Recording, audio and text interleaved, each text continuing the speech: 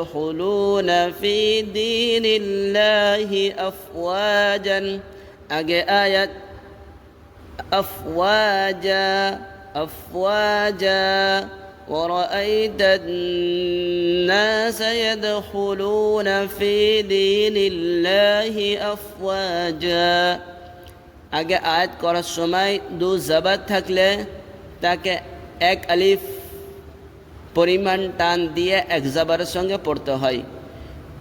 আগে আয়াত করার সময় মানে আয়াতের শেষের অক্ষরে দু জবর থাকলে আয়াতের শেষে থামার সময় এক জবরকে বাদ দিয়ে আর এক আলিফ পরিমাণ টান দিয়ে পড়তে হবে। যেমন আফওয়াজা ورأيت الناس يدخلون في دين الله أفواجا।